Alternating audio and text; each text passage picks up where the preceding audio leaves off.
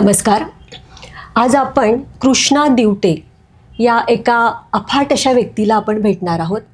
ही व्यक्ती म्हणजे कोण तर कोरोना काळामध्ये एक त्यांनी व्हॉट्सअप समूह सुरू केला. व्हॉट्सअप समूह आपण खूप प्रकारचे बघितलेले असणार. बऱ्याचदा आपण कॉलनीतले लोक सगळे एकत्र येतो, शाळेतले सगळे स्टुडंट्स एकत्र येतात, कॉलेजमधले एकत्र येतात आणि वेगवेगळे समानधर्मी विचारधर्मी असे लोक एकत्र येतात आणि त्याच्यातून आपण एक व्हॉट्सअप ग्रुप तयार करतो. पण आपल्या कृष्णा दिवटे सरांनी एक वेगळाच असा उपक्रम कोरोना काळात केलेला आहे आणि तो सर कोल्हापुरातले आहे, पण हा उपक्रम जगभरातल्या वाचकप्रेमी लोकांना त्यांनी जोडून घेतलेला आहे या उपक्रमाद्वारे. त्यामुळे आपण आज त्यांची मुलाखत घेणार आहोत, त्यांच्याशी गप्पा मारणार आहोत. नमस्कार सर. नमस्कार.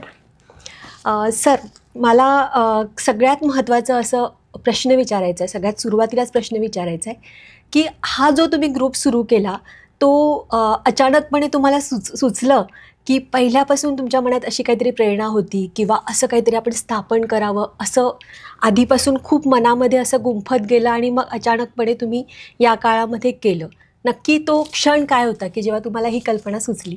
नाही, असं करूया की आपण म्हणजे पुस्तकप्रेमी या व्हॉट्सअप ग्रुपबद्दल किंवा एकूण म्हणजे व्हॉट्सअप समूह कशा प्रकारचे असतात याची थोडी चर्चा केलेली आहे. तर पहिल्यांदा आपण पुस्तकप्रेमीबद्दलची मला वाटते थोडीशी माहिती जर मी सांगितली तर ते योग्य ठरेल. तर पुस्तकप्रेमी हा जो ग्रुप आहे, हा ग्रुप हा सामान्य वाचकांपासून म्हणजे अतिशय मोठे लेखक, चित्रकार, फोटोग्राफर्स, भटकंती करणारे लोक, वेगवेगळ्या व्यवसायातले लोक, अशा सगळ्यांचा मिळून बनलेला ग्रुप आहे. या ग्रुपची स्थापना आपण जी केलेली होती ती 8 जून 2020 रोजी याची पहिल्यांदा आपण स्थापना केली. त्याची पार्श्वभूमी काय होती तर साधारण मार्च 2020मध्ये कोरोना आला आणि कोरोना आल्यानंतर सगळं जग ठप्प झालं. म्हणजे कुठलीही ॲक्टिव्हिटी चालू नव्हती. आपण घरातनं बाहेर पडू शकत नव्हतो, एकत्र येऊ शकत नव्हतो आणि माणूस हा समाजप्रिय प्राणी आहे. जोपर्यंत आपण एकत्र येत नाही, लोकांमध्ये मिसळत नाही, तोपर्यंत आपलं समाधानच होऊ शकत नाही आहे. मग ज्या वेळेला आपण घराबाहेर पडू शकत नाही आहे, मिसळू शकत नाही कुणामध्ये, तर त्यावेळेला कोरोनामध्ये लोकांनी आपलं मन रमवण्यासाठी किंवा मनोबल टिकवण्यासाठी, दोन्ही गोष्टी आपण म्हणू शकतो, की वेगवेगळ्या प्रकारचे उपक्रम चालू केले. आता त्यातले तुलाही बरेच माहीत असतील की लोक काय करत होते की फेसबुकसारखं समाज माध्यम असेल तर एखादा म्हणजे चेहऱ्याचा फोटो टाकायचा आणि मग दुसऱ्या कोणाला तरी आवाहन करायचं की तू आता उद्या तुझा चेहऱ्याचा फोटो टाक. अशा प्रकारचे काही उपक्रम त्यावेळेला चालू झाले. दुसरा आता तू छान साडी नेसून आलेस तर त्यावेळेला साडी घातलेला फोटो फेसबुकवर टाकायचा आणि मग ती साखळी तयार करायचा प्रयत्न करायचा. अशा प्रकारचे उपक्रम सुरू होते. आणि त्या पार्श्वभूमीवर अगदी कोल्हापुरातले आपले मिलिंद दोंड म्हणून आहेत, तर त्यांनी एक उपक्रम सुरू केलेला होता की त्यांनी काय केलं तर पुस्तकाचे मुखपृष्ठ टाकायचे. म्हणजे फेसबुकवर फक्त मुखपृष्ठ टाकायचं, बाकी त्याच्यावर काही लिहायचं नाही, वाचकांना ती पुस्तकं कळतील अशा प्रकारचं त्यांनी सुरू केलं. आणि मग या गोष्टी ज्या आहेत या समाज माध्यमावर ज्या चालू होत्या त्यातनंच प्रेरणा घेऊन एक पुस्तकप्रेमी हा उपक्रम सुरू झाला. आता 8 जूनला हा सुरू झाला 2020ला. तर 8 जून ते म्हणजे 14 जून हा जो आठवडा होता तो अनंत मिसे नावाचे नागपूरमधले माझे एक मित्र आहेत, त्यांनी तो आठवडा म्हणजे सलग केला. ते करताना त्यांनी काय केलं की मुसाफिरच्या मुखपृष्ठापासून सुरुवात केली. अच्युत बर्वेंचं जे मुसाफिर आहे त्याचं मुखपृष्ठ टाकलं आणि ते आठवडाभर तसं पुढे गेलं. आता त्यांना ती साखळी पुढे न्यायची होती म्हणून त्यांनी प्रसाद नातूनावाच्या आणखी एक आपल्या मित्राला पुढच्या आठवड्यासाठी रिक्वेस्ट केली. प्रसादने काय केलं तर पहिल्या दिवशी मुखपृष्ठ टाकलं, पण मुखपृष्ठ टाकत असताना त्यांना असं वाटलं की या पुस्तकाबद्दल 4 ओळी आपण लिहूया. मग त्यांनी थोडंसं त्याच्यामध्ये 10-12 ओळी 15 ओळी लिहिल्या. त्या लिहिल्या फेसबुकवर. ते पडल्यानंतर प्रसाद नातू मित्र असल्यामुळं त्यांनी लिहिलं तर आपण त्या पुस्तकाबद्दल थोडं लिहूया असं म्हणून मी त्याच्यावर काही कमेंट केल्या. दुसरा दिवस, तिसरा दिवस, चौथा दिवस असं प्रसाद नातू लिहित राहिले आणि प्रत्येक दिवशी मी कमेंट करत राहिलो की त्याच्यावर काहीतरी मला त्या पुस्तकाबद्दल जे वाटतंय ते सांगत राहिलो. रविवारची सकाळ उजाडली की जो त्यांचा 7वा दिवस होता नातूंचा आणि त्यांना दुसऱ्या दिवशीपासून वेगळ्या माणसाकडे हँडओव्हर करायचं होतं. ती साखळी पुढे चालू ठेवायची होती. तर लिहिणारा माणूस पाहिजे. तर त्यांचा मला रविवारी सकाळी फोन आला की सर म्हणजे मी आठवडाभर जे लिहित होतो तर तुम्ही काही कमेंट्स त्याच्यावर करत होता. माझी आता अशी अडचण आहे की मी तुम्हाला ऐन वेळेला विचारतोय, पण उद्यापासून पुढचे 7 दिवस ही साखळी तुम्ही पुढे न्याल का? मी म्हटलं प्रसाद सर काय झालंय?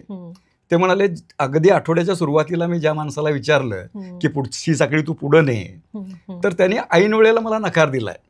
तो असं म्हणाला की 1-2 दिवसाचं असतं तर मी केलं असतं, पण सलग 7 दिवस पुस्तकांची मुखपृष्ठ टाकायची आणि 7 दिवस त्या पुस्तकांबद्दल लिहायचं हे मला जमणार नाही आहे. म्हटलं प्रसाद सर तुम्हाला माझी आठवण आली आहे ना, म्हणजे मी लिहू शकेन असं वाटलंय ना, तर मी पुढचा आठवडा लिहितो. अशा रीतीने ती माझ्याकडे आलं. ते माझ्याकडे आल्यानंतर मी कपाटातनं एक 12-14 पुस्तकं काढली, ती पोयावर ठेवली, दिवसभरात वाचायचं आणि संध्याकाळी लिहायचं, दुसऱ्या दिवशी पोस्ट करायचं. असा तो माझा आठवडा मी पूर्ण केला.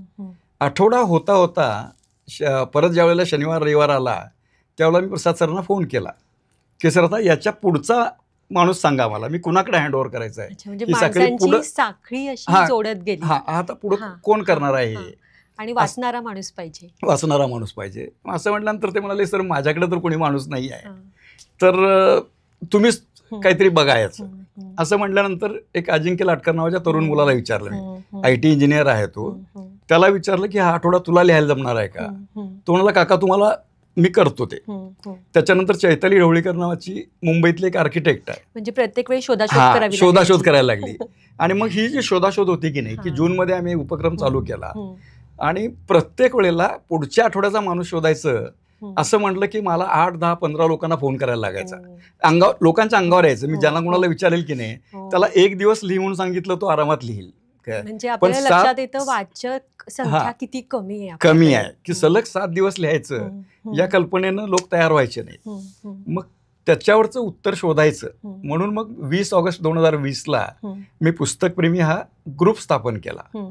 तो ग्रुप स्थापन केला त्यावेळेला पहिल्या दिवशी आम्ही 6च लोक होतो. व्हॉट्सअप ग्रुप स्थापन केला त्यावेळेला. आणि मग त्याच्यामध्ये ती संख्या वाढत गेली आणि मग त्या व्हॉट्सअप ग्रुपवर टाकलं. प्रत्येक व्यक्तीने वेगवेगळे वाचक तिथे आणले एक एक एक होतो आणले. आता माझा स्वभाव कसा होता, बँकेतनं मी निवृत्त झालोय, तर कुठलंही काम जे करायचं त्याच्यामध्ये सातत्य पाहिजे अशी पहिल्यापासूनची भूमिका होती. त्यामुळं हा उपक्रम 3 महिने 6 महिने चालू राहावा अशा उद्देशानं मी करत गेलो. पण माणसं इतक्या प्रकारची जोडली गेली की पहिल्यांदा हा अगदी सामान्य वाचकांचा समूह होता. बरोबर. पण त्याच्यामध्ये पुढं खूप मोठी माणसं जोडली गेली, मोठे लेखक आले. ते कसे आले? ती अशी साखळी वाढत गेली. आमचा ज्या वेळेला फेसबुकवर आम्ही काय करायचो की व्हॉट्सअप ग्रुपवर पुस्तक परिचय सकाळी टाकायचा, तो झाला की लगेच फेसबुकच्या पेजवर टाकायचा. फेसबुकवर गेलं की फेसबुकमुळे काय झालं की हा सगळ्या जगासमोर जायला लागला, लोकांपर्यंत हा विषय गेला. आणि त्यातली जी क्वालिटी होती, गुणवत्ता जी होती त्या पुस्तक परिचयाची, ती वाढली. त्यांनी लोकांना आकर्षून घेतलं. त्यामुळे चंद्रशेखर टिळकांसारखा माणूस आला, विश्वास पाटलांसारखा माणूस आला, जे सातारच्या साहित्य संमेलनाचे अध्यक्ष आहेत, ते आमचे सदस्य आहेत. म्हणजे आम्हाला सांगायला अभिमान वाटतो की ते खूप वर्षापासून आमच्याकडे सदस्य आहेत. अश्लेषा महाजनसारख्या कवी आल्या, राधिका कुंटेसारख्या संपादिका आल्या, रामदास भटकळ जे प्रकाशन क्षेत्रातले भीष्माचार्य आहेत, म्हणजे आज त्यांचं वय 94 आहे, ते आमच्याबरोबर सुरुवातीपासून आहेत. दुसरे प्रकाशन क्षेत्रातले ज्यांना महागुरु किंवा भीष्माचार्यच म्हणता येईल असे अनिल मेहता आमच्याबरोबर सुरुवातीपासून आहेत.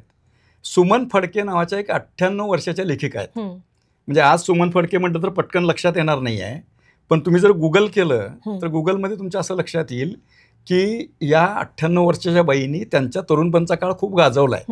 त्या अत्यंत उत्तम लेखिका होत्या, उत्तम गीतकार होत्या, संगीताचं त्यांना उत्तम ज्ञान होतं. आणि त्यावेळचे जे मराठी चित्रपट होते त्यामध्ये सगळी गीतं सुमन फडकेंची आहेत, मोठमोठ्या गायकांनी गायलेली आहेत. तर अशा वयाच्या 98व्या वर्षी आमच्या समूहाच्या सदस्य आहेत. म्हणजे अगदी सुरुवातीपासून 2020 मध्ये त्या आमच्याबरोबर आल्या. आणि आज त्यांना ते ज्याला आपण बहिरगोल भिंग म्हणतो ना, मॅग्निफाईंग भिंग, ते घेऊन ते परिचय आमचे वाचतात. दुसऱ्या आशालता पंडित नावाच्या म्हणजे मुंबईतल्या ठाण्यातल्या एक बाई आहेत की ज्यांचं वय 85 आहे.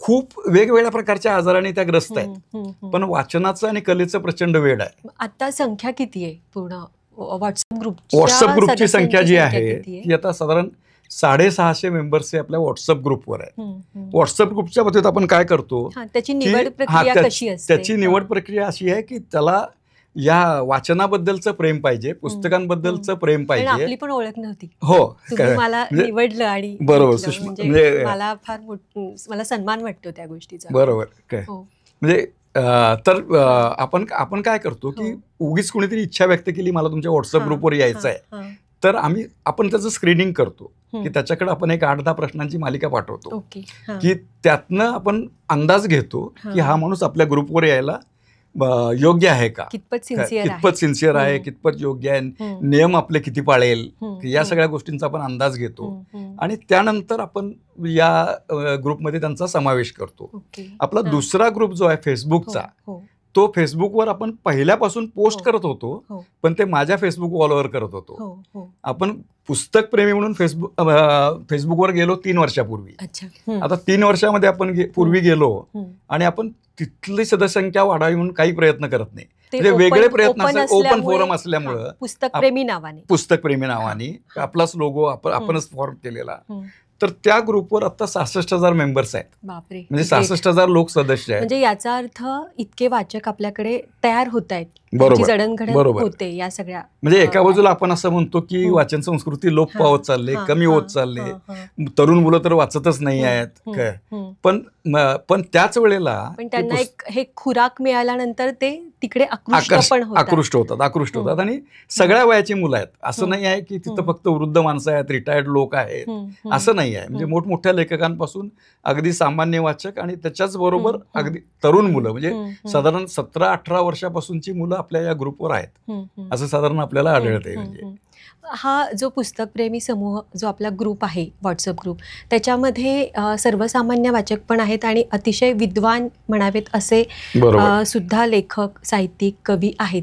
तर खूप वेळा ही मोठ तुम्ही कशी साधता? कारण काही वेळा असंही होऊ शकतं ना की विचार जुळत नाही आणि तुम्ही जवळजवळ 600-700 जणांची लोकांना बरोबर घेऊन चालायचं, कारण प्रत्येकाचा विचार वेगळा, काही म्हणजे आणि परत राजकीय विचारसरणी, सामाजिक विचारसरणी, वेगवेगळे दृष्टिकोन असतात. मग हे सगळं ॲडमिन खूप स्ट्रॉंग असेल तर ते इतकं वर्ष चालणं पॉसिबल आहे. तुम्ही ते कौशल्य म्हणजे मी जे आयुष्यभर केलंय ना, की मी वयाच्या अगदी 11वी-12वी मध्ये गेलो ना, तर त्यावेळेपासून अशा प्रकारच्या कुठल्या ना कुठल्या सामाजिक कार्यक्रमामध्ये, सांस्कृतिक कार्यक्रमामध्ये सतत भाग घेत गेलो. त्याच्यानंतर मी ज्या बँकेत जी नोकरी केली, त्या बँकेमध्ये ज्याला कंट्रोलिंग ऑफिस असं आपण म्हणतो, की म्हणजे मी बँक ऑफ इंडियाचा डेप्युटी झोनल मॅनेजर होतो. तर बँकेत काम करत असताना 36 वर्ष मी बँक ऑफ इंडियामध्ये नोकरी केले, सिनियर पोझिशनला नोकरी केले. ती करत असताना म्हणजे 100 शाखांचा एक समूह, म्हणजे एक रिजन किंवा एक झोन असा हँडल करून मला सवय आहे. म्हणजे त्यातले जे सगळ्या प्रकारचे कर्मचारी आहेत, अगदी डेली बेसिसचे कर्मचाऱ्यांपासून जे शिपाई असतात, क्लर्क असतात, अधिकारी असतात, त्यांचेही वेगवेगळे वर्ग असतात. तर या सगळ्या लोकांना म्हणजे त्यांच्याबरोबर काम करून, त्यांच्याकडनं काम करून घेऊन, म्हणजे माझा जो रोल असायचा तो काम करण्याचा रोल असायचा नाही. ज्याला आपण मॅनेजर म्हणतो ना, मॅनेजरनी स्वतः काम करणं अपेक्षित नसते. तर मॅनेजरनी त्याच्या हाताखालची जी टीम आहे त्याला मोटिवेट करून त्यांच्याकडनं काम काढून घ्यायला पाहिजे. ही जी सवय होती बँकेमध्ये काम करताना, बरं त्यातही मी जी डिपार्टमेंट सांभाळली त्याच्यामध्ये मार्केटिंगमध्ये मी खूप वर्ष काम केलं, HR मध्ये खूप वर्ष काम केलं. हे एक रेअर कॉम्बिनेशन आहे. म्हणजे HR मध्ये काम करणारा माणूस हा मार्केटिंग जुळवून घेण्याची ती कला ही नोकरी करत असताना किंवा मी शाळा कॉलेजमध्ये होतो त्यावेळेपासून वेगवेगळ्या प्रकारच्या म्हणजे कार्यक्रमामध्ये भाग घेत असल्यामुळं ही आली पण मिळते एकीकडे, पण काही वेळा अशी कटू गोष्टींना पण सामोरं जावं लागतं. तर त्यावेळी ज्या पद्धतीने ॲडमिनला हाताळावं लागतं ते कौशल्य महत्वाचं असतं. नाही, व्हॉट्सअप समूह सांभाळणं ही अतिशय अवघड गोष्ट आहे. आपण जर बघितलं की नाही, खूप मोठं यश वाटतं की गेले 5-6 वर्ष हे तुम्ही ही सगळी मोठ बांधून ठेवलेली आहे. आणि मी जेव्हा या ग्रुपमध्ये आले तेव्हापासून आत्तापर्यंतचं मी जे काही बघते, म्हणजे मी अजून तेवढी सक्रिय नाही आहे, पण मी जे काही बघते ना त्याच्यात मला असं जाणवतं की एक सत्संग म्हणतो ना आपण, बरोबर, तो तसं या ग्रुपला आलेला आहे. आहे. म्हणजे प्रत्येक माणूस इथे आल्यावर नम्र होतो तुमचे जे काही इगो आहेत ना, तुम्ही बाहेर भलेही फार मोठे असाल, लेखक, साहित्यिक, विचारवंत, खूप लोक तुम्हाला सन्मान देत असतील, पण इथे आल्यानंतर ना प्रत्येकाची भाषा ही नम्रतेची असते.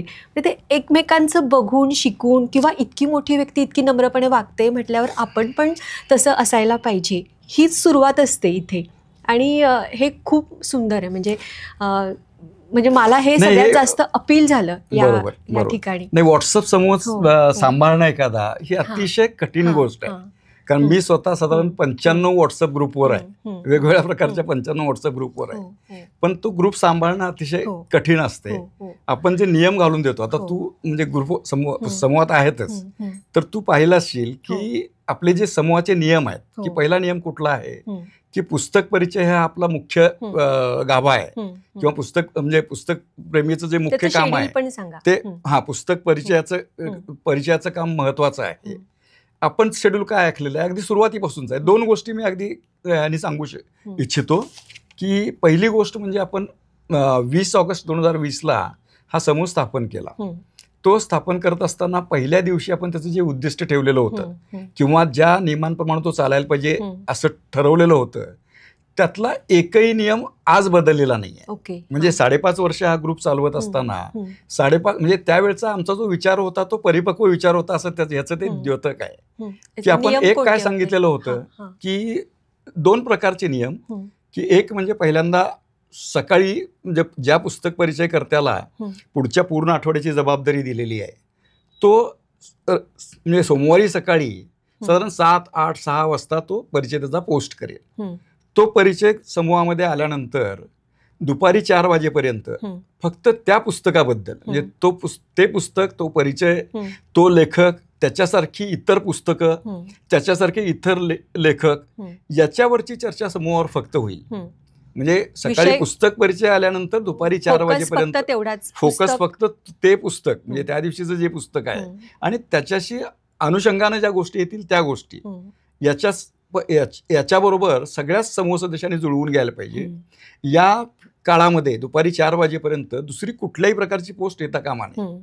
आणि दुपारी 4 नंतर इतर साहित्यिक, सांस्कृतिक, सामाजिक म्हणजे जे समाजाच्या दृष्टीनं महत्वाचं आहे अशा प्रकारचं सगळ्यात महत्वाचं काय तर हे सगळं स्वरचित पाहिजे, स्वलिखित पाहिजे. कुठल्याही प्रकारची फॉरवर्ड पोस्ट या ठिकाणी चालणार नाही. हा आपला पहिल्यापासूनचा दंडक आहे. म्हणजे कुठलीही फॉरवर्ड पोस्ट, म्हणजे आपला ग्रुप आणि इतर जे ग्रुप आहेत त्यातला मुख्य फरक हा आहे की आपण इतर, मी मगाशी तुला सांगितलं की मी 95 ग्रुपवर आहे, तर एक पोस्ट पडली त्या दिवशी की तू त्या 95 मधल्या निदान 60 ग्रुपवर तुला ती पोस्ट दिसते. काय म्हणजे गोष्ट एका ग्रुपमध्ये दुसऱ्या ग्रुपमध्ये, दुसऱ्या ग्रुपमध्ये, तिसऱ्या ग्रुपमध्ये ते फॉरवर्ड केलं जाते.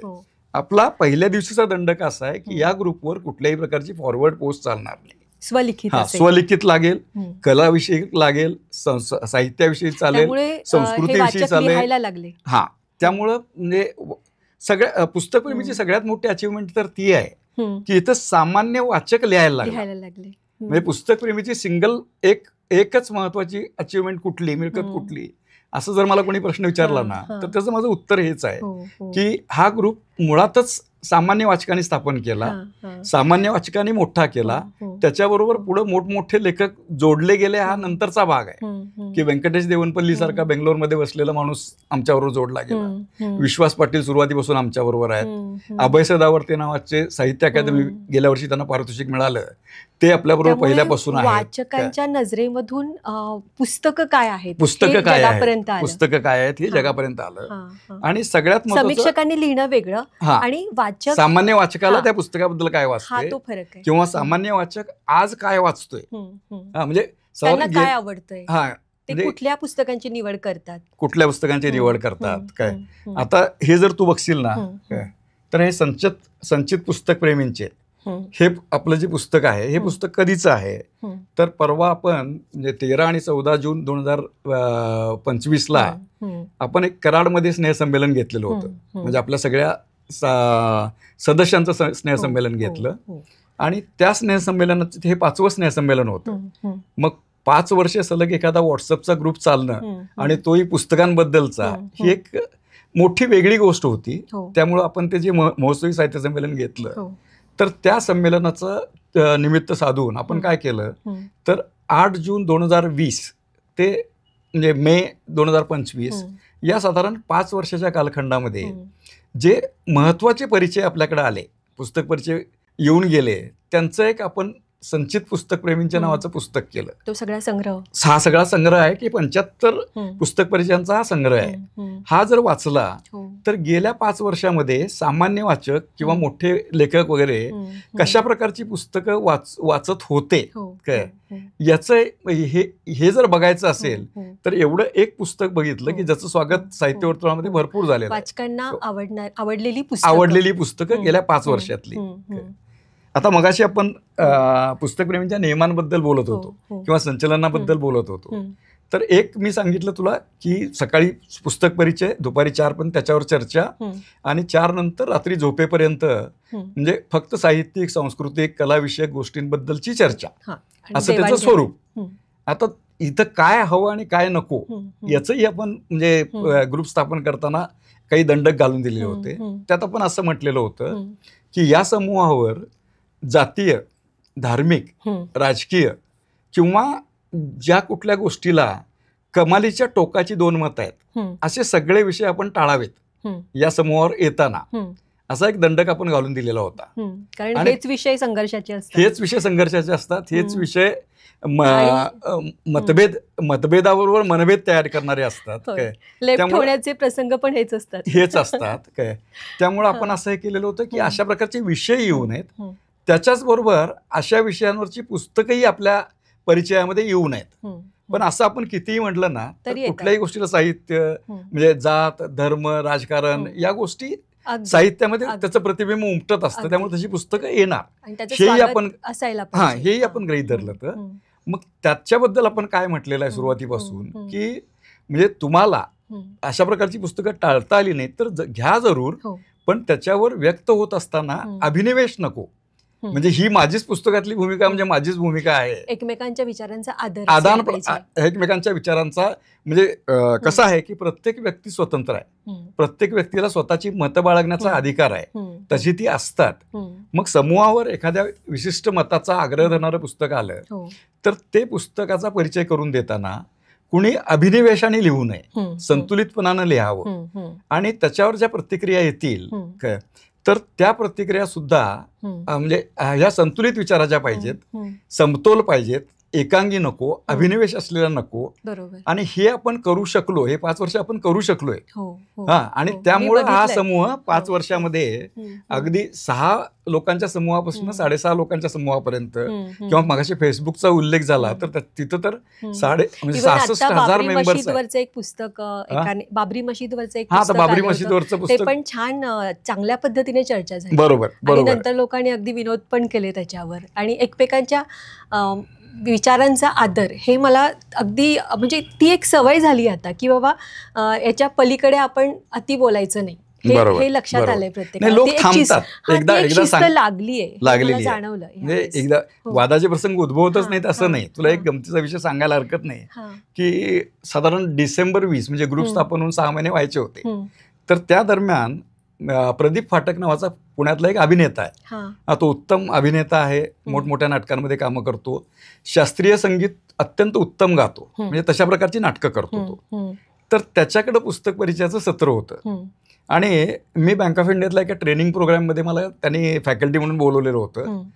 त्या गोष्टीत मी व्यग्र होतो, आणि पुस्तक परिचय जो आलेला होता तो विजय तेंडुलकरांच्या घाशीराम कोतवालचा पुस्तक परिचय आला.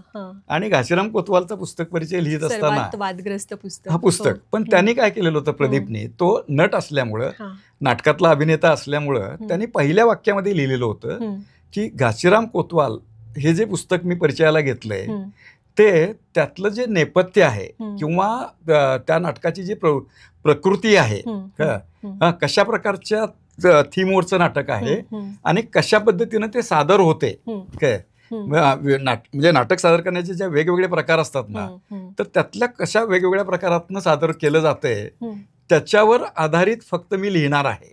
म्हणजे एकूण नाटक सादर करायच्या ज्या पद्धती असतात त्या कुठल्या कुठल्या आहेत. नाट्य या अंगाने, सादरीकरण या अंगाने, नाट्याचं सादरीकरण या अंगाने, आशय या अंगाने नाही. त्यातलं कंटेंट, त्यातलं आशय याच्याबद्दल मी काही म्हणजे लिहिणार नाही आहे किंवा त्या पद्धतीनं परिचय देणार नाही आहे. तर या नाटकाची संहिता नेमकी कशा प्रकारची आहे, ती ग्रीक संहितेवर आधारित आहे. मग ग्रीक संहिता म्हणजे काय, मग अशा प्रकारच्या कुठल्या कुठल्या संहिता आहेत, त्याचा सगळा उहापोह करून मग ग्रीक संहिता आणि परत त्याचं इथं किती प्रतिबिंब उमटलेलं आहे घाशीराम कोतवालमध्ये, अशा अंगाने मी लिहिणार आहे. त्यामुळे पुढची जी चर्चा होईल ती त्या अंगाने व्हायला पाहिजे. पण तशी झाली नाही आणि मग ती चर्चा जी होती ती ब्राह्मण तर या वादाकडे गेली आणि त्या वादाकडे गेली. दिवसभर गदारोळ होत राहिला तिथं. मी मात्र त्या ट्रेनिंग प्रोग्राम मध्ये फॅकल्टी स्वतः असल्यामुळं मी भाग घ्यायच्या पोझिशनमध्ये नव्हतो.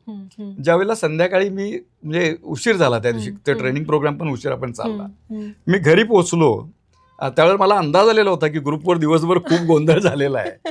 तर मी काय केलं की परत एकदा तो परिचय वाचला. तो परिचय मी कॉपी करून परत पेस्ट केला ग्रुपवर आणि तिथं मी ते लिहिलं की प्रदीप फाटकला की हा परिचय जो आहे तो नाटकाच्या संहितेला पुरता मर्यादित ठेवायचा होता. त्यांनी त्याला फाटा दिला. त्याला अतिशय स्पष्टपणाने त्यांनी लिहिलेलं होतं आणि तसं घडलं नाही प्रत्यक्षात. म्हणजे आपला विचारी समूह आहे, आपण वाचक आहोत, समजून घेणारे वाचक आहोत, तर आपल्या समूहावर हे अपेक्षित नव्हतं असं मी लिहिलं. असं लिहिल्यानंतर सकाळपासून त्या वादामध्ये भाग घेतलेल्या एक पुण्यातल्या बाई होत्या, खूप हिरिरीने त्यांनी भाग घेतलेला होता. तर त्यांनी त्याचं उत्तर लगेच दिलं की कृष्णाजी, हे आम्ही जी भूमिका घेतलेली आहे ती अगदी बरोबर आहे. मग त्यांना मी समजावून सांगायचा प्रयत्न केला की ज्या वेळेला परिचय करता म्हणतोय की मला नाट्यसंहितेबद्दल लिहायचं आहे किंवा त्याच्यावर चर्चा व्हावी असं मला वाटतंय, त्यावेळेला इतर तुम्ही आशयाकडे जाता कशाला. त्यांनी संबंध त्या परिचयामध्ये आशयाबद्दल एक वाक्य लिहिलेलं नाही आहे. परत त्या बाई काही थांबेनात आणि मग प्रत्येक वेळेला काय व्हायला लागलं की मी एक मुद्द्याचं समाधान केलं त्यांच्या की तो मुद्दा त्या सोडायच्या आणि कृष्णाजी याचं उत्तर द्या असं म्हणून दुसराच मुद्दा समोर आणायचा. आणि मी त्यांना सांगितलं की ताई, म्हटलं आता म्हणजे याच्यावर चर्चा खूप झाली, मी माझा मुद्दा तुम्हाला समजावून सांगायचा प्रयत्न केलाय, तुम्ही समजून घेत नाहीये, तर आता आपण दोघंही थांबूया. मग असं मी थांबूया असं म्हटल्याबरोबर त्यांचं जी पोस्ट आली ना त्यामध्ये त्यांनी असं म्हटलं की कृष्णाजी असं कसं थांबता येईल, माझी तलवार मॅनातनं बाहेर आली की ती रक्त घेतल्याशिवाय मॅन होत नाही. मग असं ज्या वेळेला त्यांनी लिहिलं त्यावेळेला त्यांना मी लिहिलं की ताई, म्हणजे हा आपला पुस्तकांबद्दलच्या चर्चेचा समूह आहे आणि एवढा अभिनिवेश या समूहावर योग्य नाही आहे आणि तर आपण थांबणं अपेक्षित आहे. म्हणजे मी थांबतोय, ताई तुम्ही थांबा.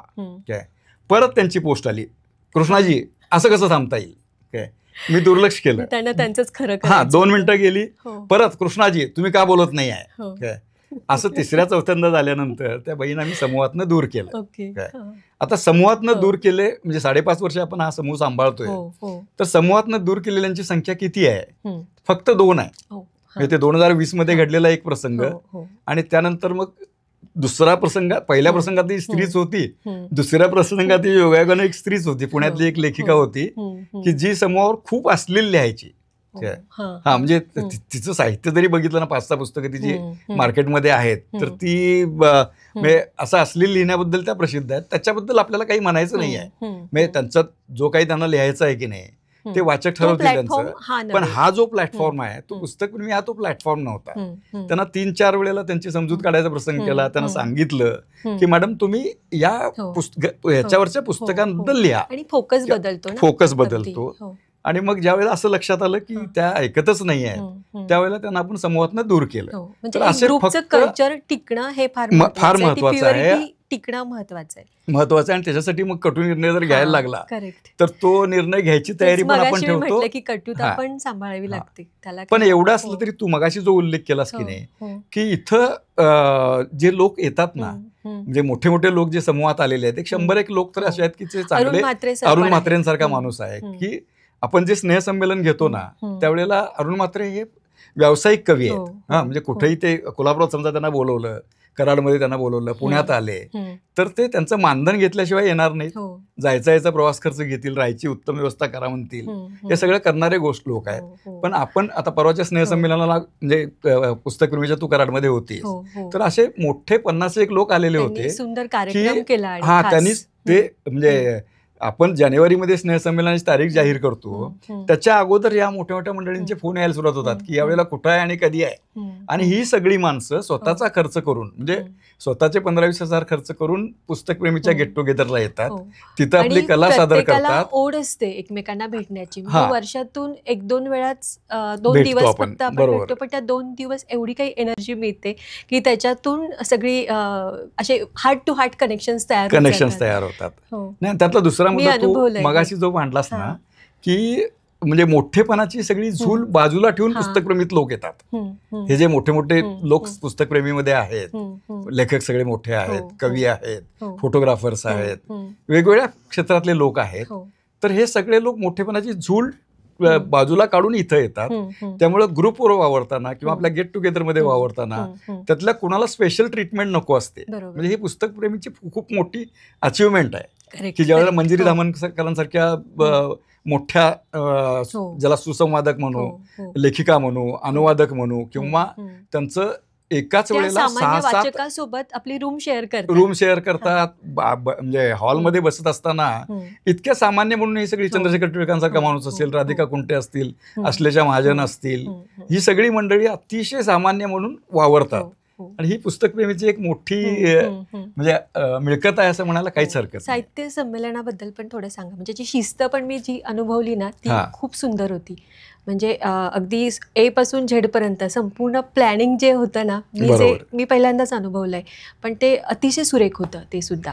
म्हणजे साहित्य संमेलन म्हटलं म्हणजे जनरली बाहेरचा अनुभव असा आहे की एक खूप वेळ खाऊ, नंतर अतिस्तुती करणं एकमेकांची, किंवा एक लेंदी प्रोसेस त्या ठिकाणी असते. पण इथे इतकं टाईम टू टाईम प्लॅनिंग केलं गेलेलं मी बघितलं आहे, आणि प्रत्येकाला न्याय पण मिळतो आहे, आणि प्रत्येक वेळी तुम्ही नवीन नवीन वाचकांना संधी देताय हे पण मी बघितलं. तुम्ही मला एक म्हणत होता तुम्ही काहीतरी प्रेझेंट कर, मी म्हटलं नको, ह्यावेळेस मी नाही करत काही प्रेझेंट. पण त्याच्यातून मला वाटतं भाग्यश्री प्रकाशन ही जी आहे, भाग्यश्री पाटील, त्यांना खूप मोठी प्रकाशक म्हणून छान संधी मिळाली आणि त्या पुढे सुद्धा आल्या. हे पण मी बघितलं या सगळ्या प्रोसेसमध्ये. म्हणजे आपण पुस्तकप्रेमीचं दरवर्षी साधारण मे मध्ये किंवा जून मध्ये स्नेहसंमेलन घेतो. तू परवाचं स्नेहसंमेलन अनुभवलेलं आहेस. आपण मगाशी मी उल्लेख केला तसं की त्याची तयारी आपण जानेवारीमध्ये चालू करतो. म्हणजे व्हेन्यू ठरवणं हे जानेवारीपासून आपण करतो, आणि तिथं जे कार्यक्रम सादर होतात तो प्रयत्न असा असतो की गेल्या वर्षी ज्यांनी सादर केलेले आहेत त्यांच्यापेक्षा वेगळ्या लोकांनी सादर करावं आणि त्याच्यामध्ये खूप वैविध्य असावं, अशा प्रकारचा आपण प्रयत्न करतो. दुसरा प्रयत्न आपण असं करतो की ते जे सगळे कार्यक्रम आहेत ते सगळे कार्यक्रम अतिशय आटोपशीर व्हायला पाहिजे. म्हणजे त्या प्रत्येकाला आपण स्लॉट देतो, त्याला वेळ ठरवून देतो, टाइम टू टाइम वेळ ठरवून दिलेली असते, आणि आपण यावेळेला बजर पण समोर ठेवलेला होता. तो वाजवायचा प्रसंग आला नाही, पण शाळेच्या वक्तृत्व स्पर्धा, वादस्पर्धा याच्यामध्ये समोर जी बेल ठेवलेली असते की 12 मिनिटात तुम्ही भाषण संपवायचं असलं तर 10व्या मिनिटाला एक वॉर्निंग बेल होईल आणि 12व्या मिनिटाला बजर होईल की ज्यावेळेला तुम्ही थांबायचं आहे, तर ती आपण समोर ठेवलेली होती काय. पण ती म्हणजे सबंध 2 दिवसाच्या कार्यक्रमांमध्ये म्हणजे किती मोठा साहित्यिक असला तरी त्याला त्या स्लॉटमध्येच बोलावं लागायचं. 20 मिनिटाचा स्लॉट दिला असेल तर 20 मिनिटाचा.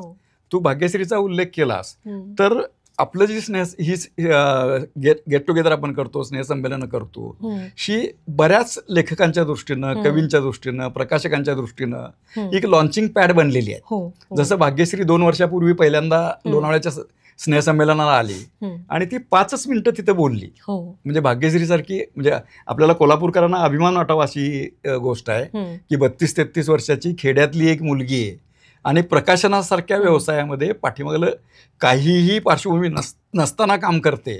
101 पुस्तकाला तिची व्हायला आली, तर तिला आपण त्या स्नेहसंमेलनाला घेऊन गेलो आणि तिला एक 5 मिनिटं बोलायची संधी दिली. तिचं 5 मिनिटाचं भाषण एवढं प्रभावी होतं की आज तिच्याकडं म्हणजे कुठल्याही महिन्यामध्ये कधीही तिला विचारलं भाग्यश्री पुस्तकप्रेमीचं पुस्तक चालू आहे का एखादं, तर तिच्याकडं म्हणजे कुठल्याही महिन्यामध्ये तुम्ही तिला प्रश्न विचारला, सर या सदस्याचं पुस्तक चालू आहे, त्या सदस्याचं पुस्तक चालू आहे, हक्काचं प्रकाशन ग्रह बनलं, म्हणजे सोयीचं झालं. आणि म्हणजे त्यातले जे लेखक आहेत त्यांच्या दृष्टीनं हक्काचं झालं आणि तिच्या दृष्टीनं पण एक व्यावसायिक संधी पण झाली आणि दर्जेदार लोकांची प्रकाशनं तिला मिळायला लागली. हा एक त्याचा मोठा फायदा झाला. आता स्वप्नील पंडित एक आलेला होता, तू बघितला असेल, महफिल नावाचा कार्यक्रम त्यांनी. स्वप्नील पंडित नावाचा पुण्यातला एक तरुण ग्रस्त आहे, तो आणि नरेश गुंड हे दोघं जण महफिल नावाचा एक कार्यक्रम सादर करतात. तर तो महफिल सादर करत असताना त्याची थीम काय आहे, तर पॉप्युलर गाणी निवडायची, मराठीतली किंवा हिंदीतली पॉप्युलर गाणी, त्याच्यामध्ये बरीच फिल्मी गाणी पण असतात. त्याचा मुखडा निवडायचा आणि त्याच्या पुढचं काव्य त्यांचं स्वतःचं असते. त्यातलं स्वप्नील पंडितचं जे सादरीकरण होतं ना, त्याला एक प्रचंड दाद मिळाली, मंत्रमुग्ध करणारं सादरीकरण होतं. पण त्याचा असा हा पहिला परफॉर्मन्स होता की ज्याच्यामुळे त्याला पुढं खूप मोठं नाव मिळालं. आणि तू मगाशी जो उल्लेख केलास की पुस्तकप्रेमी ही चळवळ, ही आता चळवळ बनले, म्हणजे ही आता काय एक कुठला तरी व्हॉट्सअपचा ग्रुप आहे असं राहिलेलं नाही आहे. आपण दरवर्षी दिवाळी अंक काढतो. आता या वर्षीचा दिवाळी अंक आपण आपल्या समोर आहे की हा या वर्षीचा दिवाळी अंक आहे. हा पूर्णपणानं इन हाऊस बनलेला दिवाळी अंक आहे. म्हणजे याच्यामध्ये कुठल्याही बाहेरच्या म्हणजे एकाही व्यक्तीचं आपण बाहेरचं काही कॉन्ट्रीब्युशन याच्यामध्ये घेतलेलं नाही. आणि नुसतं संपादक, प्रकाशक, मुद्रक सगळं म्हणजे यातलं कंटेंट जे आहे की या कंटेंटमध्ये सगळ्याच्या सगळ्या गोष्टी या पुस्तकप्रेमीतल्या लोकांनी केलेल्या आहेत. म्हणजे एक खूप मोठी पुस्तक, एक म्हणजे एक व्हॉट्सअपचा ग्रुप आणि संचित पुस्तकप्रेमींसारखं पुस्तक काढतो, हा दरवर्षी दिवाळी अंक काढतो, हा डिजिटल असतो, त्याच्याचबरोबर छापील असतो, याला प्रचंड प्रतिसाद मिळतो. आता पुस्तकप्रेमींच्या दिवाळी अंकांबद्दल आता विषय निघाला तर थोडंसं सांगून घेतो की आपण जो पहिला दिवाळी अंक काढलेला होता, म्हणजे आपली ग्रुप स्थापन झाला जून 2020 मध्ये, तर लगेच जी दिवाळी आली त्या दिवाळीमध्ये आपण 35 लेखांची एक लेखक मालिका लावली. म्हणजे त्यावेळेला दिवाळी अंक ही कल्पना सुचली होती असं नाही आहे, कारण ग्रुप स्थापन होऊन 4 महिने व्हायचे होते. तर 35 लेखांची फेसबुकवर आपण एक लेख मालिका लावली. 21चा दिवाळी अंक हा मात्र आपण प्रॉपर या फॉर्ममध्ये केला, म्हणजे छापील आणि डिजिटल अशा फॉर्ममध्ये केला. आणि तो करत असताना पुस्तकप्रेमीचं एक वैशिष्ट्य आहे की पुस्तकप्रेमीला खूप मोठमोठ्या लोकांची साथ लावली. दिवाळी अंकांची पाठीमागल्या 5 वर्षाची प्रकाशनं जरी आपण बघितली ना, तर खूप मोठ्या लोकांनी त्यात सहभाग नोंदवलाय. आता याचं जे प्रकाशन होतं म्हणजे पुस्तकप्रेमीच्या पहिल्या अंकाचं, ते अनिल मेहतांच्या घरी झालेलं होतं. म्हणजे अनिल मेहता यांच्या हस्ते त्याचं प्रकाशन झालं आणि हेमंत खेर म्हणून बँक ऑफ इंडियाचे झोनल मॅनेजर होते, त्यावेळेला ते प्रमुख पाहुणे म्हणून होते. एक आठवण सांगायला हरकत नाही की सुनील मेहता हेही त्या प्रकाशन समारंभाला एक व्हॉलंटियर म्हणून उपस्थित होते. त्यांनाही तो अंक खूप आवडलेला होता. त्यांनी रोख पैसे देऊन माझ्याकडनं तो अंक घेतला. म्हणजे मी त्यांना खूप समजावून सांगायचा प्रयत्न केला की गरज नाही आहे. ते म्हणाले, सर याला कॉस्ट आहे, तुम्ही बनवताना फुकट बनवलेला नाही आहे आणि किती कॉस्ट असते मला माहीत असल्यामुळं त्यांनी माझ्या खिशात पैसे घातले. हे पहिल्या अंकाचं प्रकाशन. दुसऱ्या अंकाचं प्रकाशन मुंबईमध्ये झालं की आशुतोष रारावीकर या नावाचे रिझर्व्ह बँकेचे एक झोनल डायरेक्टर आहेत जे मुंबईमध्ये बसतात. एक फार मोठं, ते स्वतः खूप मोठे अर्थशास्त्रज्ञ आहेत. पण यातलं कंटेंट बघितल्यानंतर आम्ही ज्यावेळेला त्यांना विनंती केली की याचं प्रकाशन तुमच्या हस्ते करूया काय, असं म्हटल्यानंतर त्यांनी अतिशय खुलेपणानं सांगितलं की ठीक आहे, माझ्या हस्ते याचं प्रकाशन करूया. पुढचा अंक जो होता, तो पुढचा अंक कोल्हापूरमध्ये आपण प्रकाशित केला. त्याला डॉक्टर यशवंतराव थोरात, ज्यांना आपण सगळेजण ओळखतो की ते नाबार्डचे अध्यक्ष होते आणि लेफ्टनंट जनरल SPP थोरातांचे ते चिरंजीव, तर ते स्वतः आले. ज्येष्ठ पत्रकार श्रीराम पवार आले. त्याच्यानंतर बँक ऑफ इंडियाचे झोनल मॅनेजर राजीव कुमार सिंग म्हणून होते. जरी बिहारी असले तरी त्यांना अशा प्रकारच्या साहित्यिक आणि सांस्कृतिक गोष्टीमध्ये रस होता. तर ही सगळी मंडळी त्या ठिकाणी आली. लोकमतचे मकरंद देशमुख आलेले होते, सकाळचे निखिल पंडितराव आलेले होते आणि बरीच शहरातली रसिक मंडळी आलेली होती. गेल्या वर्षीचा जो म्हणजे 4थ्या वर्षाचा अंक होता त्याचं प्रकाशन पुण्यामध्ये भावार्थमध्ये झालं. तर ते होत असताना अश्लेषा महाजन यांच्या हस्ते ते प्रकाशन झालेलं होतं आणि पुणे आणि बाजूची सगळी रसिक मंडळी त्या ठिकाणी आलेली होती. आता परवाचा जो दिवाळी अंक आपला आहे त्याचा प्रकाशन हे डॉक्टर सुनील कुमार लवटे यांच्या हस्ते झालं. निखिल पंडितराव होते, अनिल मेहता होते, या सगळ्या लोकांचं पाठबळ आपल्याला आहे आणि ही सगळी वर्तमानपत्र आपल्याला प्रसिद्धी पण चांगली देत आहेत.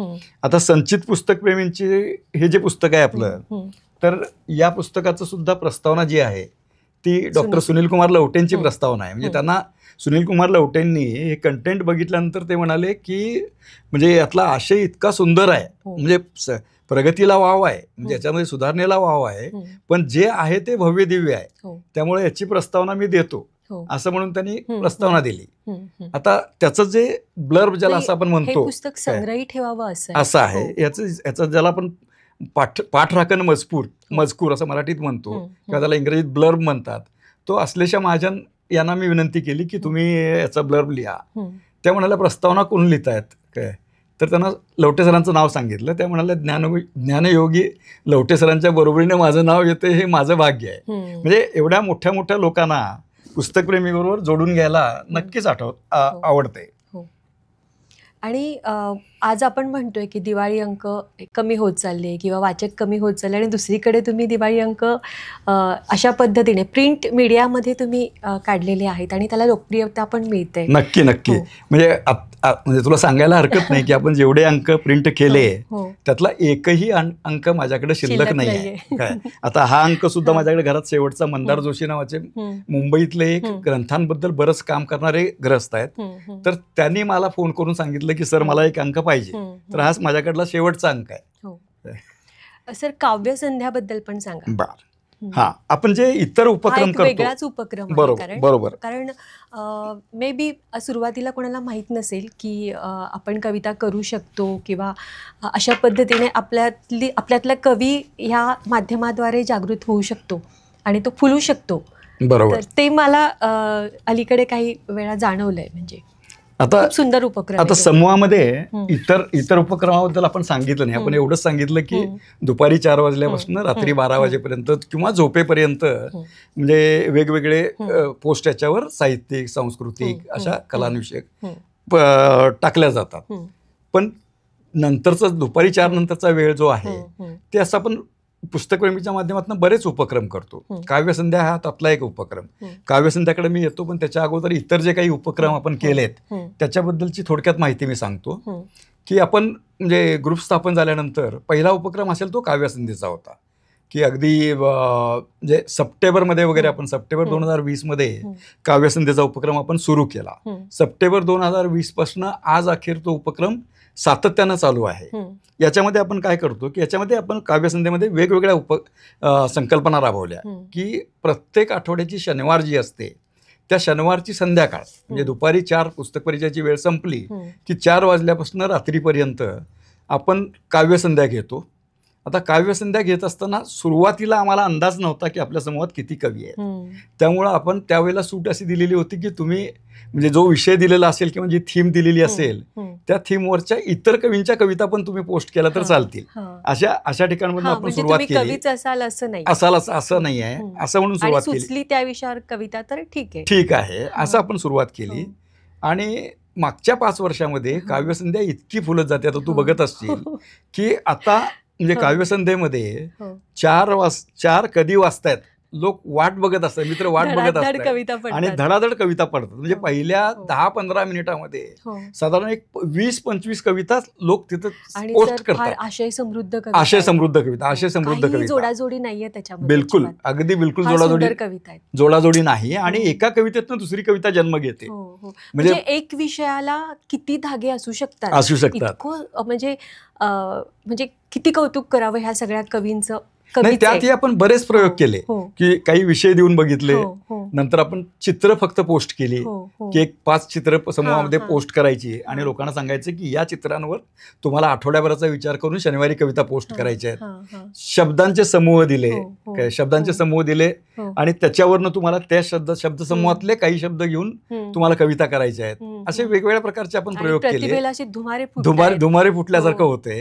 आणि एरवी सुद्धा तू बघत असशील की एखादी सगळे असे कवी आहेत असे नावाजलेले असं नाहीये. पण आता मला असं वाटलं की यातल्या काही कविता घेऊन खरं याचं सुद्धा असं पुस्तक होऊ शकतं. नक्की होऊ शकतं. एवढे सुंदर कविता आहेत त्यात.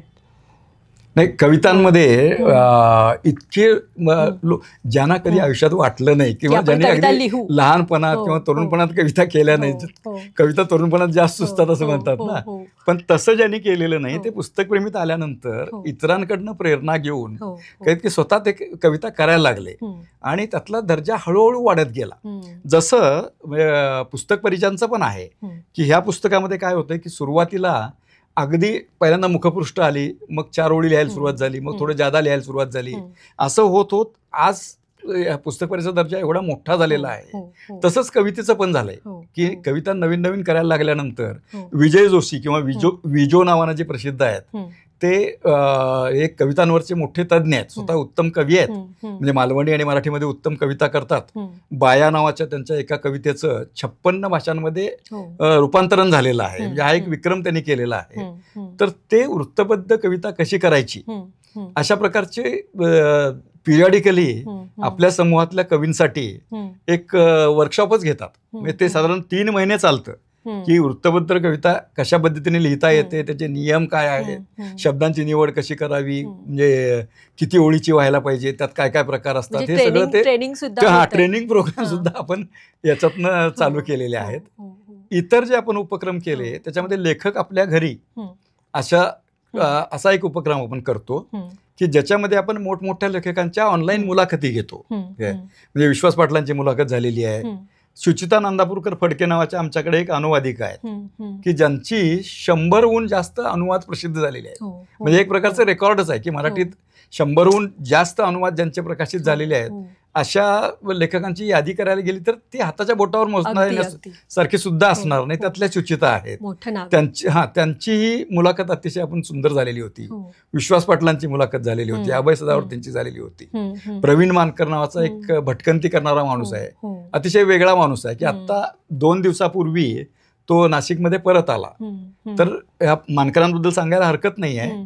तर प्रवीण मानकर हे व्यवसायानं चार्टर्ड अकाउंटंट, भारतातल्या आणि गल्फमधल्या अनेक कंपन्यांमध्ये CEO म्हणून त्यांनी काम केलं. वयाच्या 56व्या वर्षी त्यांनी रिटायरमेंट घेतली, निवृत्ती घेतली. आणि निवृत्ती घेतल्यानंतर त्यांचं ध्येय एकच की इथनं पुढं मी पुढचं आयुष्य जे आहे ते भटकंती करायला घालवणार, देशात विदेशात फिरणार. आता ते म्हणजे पैसे माझ्याकडे खूप आहेत, मी फिरतो, ही संकल्पना सोपी आहे, पण त्यांची जी फिरायची पद्धत आहे ती बॅकपॅकर पद्धतीने फिरतात. बॅकपॅकर पद्धत म्हणजे काय, तर जेवढ्या गोष्टी आपल्याला लागणार आहेत तेवढ्या पाठीवर मारायच्या आणि प्रवासाला निघायचं. मग प्रवासाला निघताना ते एक डेस्टिनेशन ठरवतात, कुठं जायचंय मला, तर मास्कोमध्ये जायचंय. मग मास्कोचं मुंबई मास्को तिकीट ते काढतील. मास्कोत उतरल्यानंतर मी कुठं थांबणार आहे, मी कुठं उतरणार आहे, मी कसा प्रवास करणार आहे, कुठलाही प्लॅन त्यांच्याकडे नसतो. तिथं उतरल्यानंतर प्रेफरेबली जिथं पैसा द्यायला लागणार नाही अशा ठिकाणी ते जातात. म्हणजे धर्मशाळा असतील, काही सांस्कृतिक सभागृह असतील, बॅकपॅकर पद्धतीने फिरणारे लोक इतर देशात पण असतात, तर त्यातला रेफरन्स असेल तर त्यांच्याकडे जातील. आणि मग तिथनं पुढं कुठली तरी कार हायर करायची, 2 व्हीलर हायर करायची आणि अख्खा रशिया पालथा करायचा कुठलंही डेस्टिनेशन नसताना. मग 2 व्हीलरनं फिरणार असतील तर संध्याकाळी 6 वाजता रस्त्यावरचं एखादी झोपडी दिसली, रस्त्यावरचं एखादं घर दिसलं, त्या ठिकाणी ते थांबतात. त्यांना सगळ्या लँग्वेजेसवर त्यांची कमांड आहे. त्यामुळे थांबले की ते शेतकरी असेल समजा, त्याला विचारतील की माझ्याकडं मी तुझ्या दारात बाहेर झोपलो तर चालेल का काय. आता ते जेवढ्या मिठासपणाने ते विचारतात ना, तो नाही म्हणायची शक्यताच नसते काय. तर तो परवानगी देतो. मग त्याला विचारतील संध्याकाळी तू जेवणाला काय करणार आहेस काय, मग त्यातलं एक ब्रेड मला देशील का. अशा पद्धतीनं दुसऱ्या सकाळी उठले, आंघोळ केली की त्यांचा पुढचा प्रवास सुरू झाला. आता नुकतंच ते नाशिकमधनं बाहेर पडलेले होते. नाशिकमधनं ते MP मध्ये गेले, MPतनं UPत गेले, UPतनं बंगालमध्ये गेले. आणि त्यांचा जो प्लॅन, हे कशानं तर ॲक्सिस स्कूटरनं, म्हणजे ॲक्सिस स्कूटर घेऊन एक आपण कल्पना करू शकतो का बघायचं की मला कोल्हापुरातनं साताऱ्याला ॲक्सिसनं जा म्हणलं किंवा मोटरसायकलनं म्हणजे जा म्हणलं तरी माझ्या अंगावर काटा येईल. स्वतःच्या चौकटी मोडणं. आज त्यांचं वय क्षमता माझ्यामध्ये आहे याचा शोध घेणं. आज त्यांचं वय 65 आहे काय. तर 65व्या वर्षी कलकत्त्यापर्यंत ते ॲक्सिसनं पोहोचले. पुढचा त्यांचा जो प्लॅन होता तो कलकत्त्यातनं ते ओरिसात जाणार होते, ओरिसातनं आंध्रा तामिळनाडू करून कन्याकुमारी आणि कन्याकुमारीतनं परत नाशिकला यायचं, हा त्यांचा मूळचा प्लॅन होता. पण अनफॉर्च्युनेटली कलकत्त्यामध्ये थोडा त्यांना म्हणजे आजारी पडले ते आणि त्यातनंही सावरले. हां. पण पुढे ते ओरिसा आणि आंध्रातलं वादळ आलं हो. आणि त्यामुळे त्यांना सल्ला दिला गेला की तुम्ही टू व्हीलरने नका करू, आणि म्हणून मग ते तिथनं आता परत आले. खरोखर तर अशी वेडी माणसं पुस्तक प्रेमीमध्ये आहेत. हो, असे सगळे मोती तुम्ही अशा माळेमध्ये सगळे असे हो. गुंफलेले आहेत. खरोखर फार सुंदर आहे. आणि सर मला असं म्हणायचं आहे की तुम्ही हे सगळे जे काही पुस्तकप्रेमीचं हे सगळं चालवत आहे, तर आता इथून पुढे आणखी तुमच्या मनामध्ये कुठले कुठले काय काय उद्दिष्ट आहेत किंवा नियोजन आहे किंवा तुमची आणखी विजन कुठपर्यंत आहे, की त्याचा तुम्ही काही विचार केलाय का? नाही, एक तर आपण म्हणजे फक्त काव्यसंध्येबद्दल बोललो हो. किंवा लेखक आपल्या घरीबद्दल बोललो, हो. तर असे अनेक आणखी उपक्रम आपण 5 वर्ष करत आलेलो आहे, ते ज्याच्यामध्ये आणखी कथाजागर तुम्हाला सारखा म्हणजे असं हां. कुठेतरी साहित्यिक घडवणं, लेखक घडवणं, नाही, ते इकडे ऑलरेडी तुमचा ती प्रवास प्रोसेस चालू आहे ती असं पण प्रोसेस मला झालेलीच जाणवतंय. आहे काय. आलेली तर already. त्याच्यामध्ये हां. कथाजागर म्हणजे वाचक हा फक्त वाचक न राहता तो वाचनातून लेखक सुद्धा घडत व्हायला जातो. पाहिजे. हां, घडत जातो. बरोबर. हे आपण अगदी प्रत्यक्ष बघतो आता ह्या सगळ्या काळामध्ये. आता कथाजागर नावाचा जो आपण प्रकाश पिटकर सर पण हां. आपल्या इथे आहे, ते पण आता फार प्रकाश मोठं नाव आहे. पिटकर हो. ह्या त्यांच्याबद्दल हो. काय बोलायचं, हो, म्हणजे हो. तो ग्रस्त हो. व्यवसायानं बँकर, हम्म, बँकेतनं रिटायर झाला. हम्म. रिटायर झाल्यानंतर पण ती आवड त्यांची बँकेतली हो, भटकंती करायची, हो. की ज्या ठिकाणी कुणी जात नाही त्या ठिकाणी जायचं. हम्म, हा त्यांचा खाक्या आहे. हम्म, आणि त्यांच्याकडं म्हणजे ते अत्यंत उत्कृष्ट फोटोग्राफर्स आहेत. हम्म, म्हणजे इंटरनॅशनल आंतरराष्ट्रीय दर्जाच्या फोटोग्राफर्स बद्दल हम्म. बरोबर त्यांची काही प्रदर्शनं पण झालेली हम्म, आहे काय. हम्म, तर या ग्रस्ताला जी नजर आहे हम्म. की तुला आणि मला हे हम्म. दिसणारच नाही आहे नाही. की या समोरच्या दृश्यामध्ये हो. एवढा चांगला फोटोचं इलेमेंट हो. सामावलेलं आहे काय, जे त्यांना म्हणजे हो. कळतं. हो. आणि त्यांची फोटोग्राफी बघणं, हो. त्याच्याबद्दल त्यांचा कवितेची जी जाण जी आहे हो, हो, सर. त्याचं कौतुक करावं तेवढं थोडं. कारण हो. कुठल्याही फोटोला हम्म, त्याचा संदर्भ ते एखाद्या मोठ्या कवीच्या, इंदिरा संतांची हम्म. कविता असेल, विंदा करंदीकरांची असेल, हम्म. मंगेश पाडगावकरांची असेल, हो. किंवा आपल्या ग्रुपमधल्या श्रेया राजवाड्यांची असेल, हम्म, अशी कुठली तरी कविता त्यांच्या आठवणीत राहते. हम्म. आणि त्या कवितेचा आणि त्या फोटोतल्या आशयाचं ते बरोबर. जोड घालून ते इतकं हां. उत्तम लिहितात. सुंदर. म्हणजे अशा प्रकारचे हो. खूप लोक आपल्याकडे श्रेया जमा राजवाडे झाले. खूप छान श्रेया आता, राजवाडे खूप छान तयार लिहितात. झाल्यात सुंदर अगदी लेखिका अगदी म्हणून. अगदी हां. अगदी काय. म्हणजे त्या अगदी झोकून देऊन असतात अगदी. हा समूहाचं जे संचलन आहे ना, हो, ते सुंदर संचलन करतात. हो. करण्यामध्ये हम्म. जी मंडळी मदत करतात त्यांचा उल्लेख करायला पाहिजे आपल्याला. हम्म, हम्म, की आज समूहाचं संचलन करण्यामध्ये हम्म, श्रेया राजवाडे, सचिन केळकर, हम्म, केदार मारुलकर हम्म. या मंडळींचा मोठा सहभाग आहे. हो, हो, आणि हे एवढं सगळं जे काम आहे हो, हे एका माणसाचं कामच नाही आहे. हो, म्हणजे तुमच्याकडे संच नसेल, टीम नसेल, हम्म, तर अशा प्रकारचं काम पुढं जाऊ शकणार नाही आहे. हम्म, हम्म. आणि ते पुढं जावं या दृष्टीनं म्हणजे या मंडळींच्या बरोबर मीना साठेशाह नावाच्या एक म्हणजे व्यवसायानं फार्मसीमधल्या आहेत, ऑडिटर आहेत हम्म, काय. हम्म, पण त्याही झोकून देऊन याच्यामध्ये काम हम्म, करतात. हम्म, विकास मोघेसारखा माणूस आहे, हम्म. अजिंक्य लाटकर सारखा तरुण मुलगा आहे. तर ही सगळी मंडळी याच्यामध्ये अगदी झोकून जाऊन देऊन काम करतात. त्यामुळं आपल्याला पुढे जायचं बळ मिळते. हो, हो. आता तू मगाशी असं म्हणालीस की लेखक आणि कवी हम्म, म्हणजे यातनं पुस्तकप्रेमीतनं तयार झाले हम्म, काय. हम्म, हा, तर ते खूप तयार झालेले आहे. त्याचं उदाहरण हो. सांगायचं झालं हो. तर परवा आपण कराडमध्ये जे 5वं महोत्सवी स्नेहसंमेलन घेतलं हम्म, त्याच्यामध्ये एकूण 11 पुस्तकं प्रकाशित झाली. हम्म, हम्म, म्हणजे संचित पुस्तकप्रेमींचं सोडून काय हम्म, हम्म. जे 11 पुस्तकं प्रकाशित झाली, 11 वेगवेगळ्या लोकांनी लिहिलेली, हो, हो. त्यातलं एखाद दुसरं मंजिरी धामणकरांचं वगैरे नाव सोडलं बाकी तर सगळे बाकी नवीन आहेत. सगळे लेखक हे सामान्य वाचक हो, होते हो. की ज्यांनी मी पुस्तक लिहू शकतो असं स्वप्नात पण बघितलं हो, नसेल. हो. पण पुस्तकप्रेमीमुळे ते लिहायला लागले हो, हो. आणि त्यांची पुस्तकं खूप मोठी प्रकाशित झाली. achievement आहे, खूप मोठी Yes. सर, खूप मोठी आहे. Yeah. मला असं वाटतं की एकटे कृष्णा देवटे नाही पुरणार आहे. नाही उरणार. आपल्याला साहजिक जर आहे. पुस्तक प्रेमी असं जर कल्चर तयार करायचं असेल आणि ती खूप गरज आहे समाजाला. म्हणजे आजचा जो काही इंटरनेटचा काळ आहे, आजचा AI चा काळ आहे, गुगलचा काळ आहे, या सगळ्या ह्याच्यामध्ये लोक पुस्तकापासून दूर जात आहेत असं आपण म्हणतो. बरोबर. पण तुम्ही हे सगळी मोड बांधताय आणि असे खूप कृष्णा दिवटे तयार व्हायला पाहिजे. तेव्हा आपलं पुस्तकांबद्दलची संस्कृती जी आहे ती पुढे जायला नक्की एक वाट मिळेल आणि तेव्हा आपला समाज हा मोठा होईल. हे नक्की अगदी नक्की. आणि तसे लोक हो. जोडले जात आहेत हे आपण हो, अनुभवानं हो. बघतोय की प्रत्येक हां. वेळेला नवीन हो, माणसं हो. मदतीला येत आहेत, हो. काम करतायत. हो. काय. सर, एक शेवटचा प्रश्न विचारेल की जी तरुण पिढी जी आहे, हां, आपण बघतो मोबाईलवर तासनतास असतात. बरोबर. त्याचा कंटाळा येत नाही त्यांना, पण पुस्तक हातात घेतलं की कंटाळा येतो, पुस्तक हातात घेतलं की झोप येते. तुम्ही या पिढीला काय सांगाल की कसा हा कंटाळा घालवला पाहिजे, किंवा एकूण तुमचं ऑब्झर्वेशन काय या विषयाबाबतीमध्ये? आता याच्यामध्ये कसं होतं, कसं हे ग्रूम करायला पाहिजे तरुण? आता आपला जो ग्रुप आहे यात बरेच आता नवीन नवीन तरुण मुलं पण यायला लागली आहेत, तेही सुरुवात झाली आहे, पण अजून आपल्याला याच्यामध्ये डेप्थमध्ये नेण्यासाठी म्हणून तरुण मुलांना कसं आकर्षित करता येईल पुस्तकांकडे? अगदी हां, म्हणजे हा अतिशय महत्त्वाचा प्रश्न आहे की म्हणजे साधारण 1960 पासून की ज्या वेळेला भारतामध्ये पहिल्यांदा दूरदर्शन आलं काय, त्यावेळेपासून ही चर्चा सुरू झाली की लोक वाचनाकडे वळत नाही आहेत काय.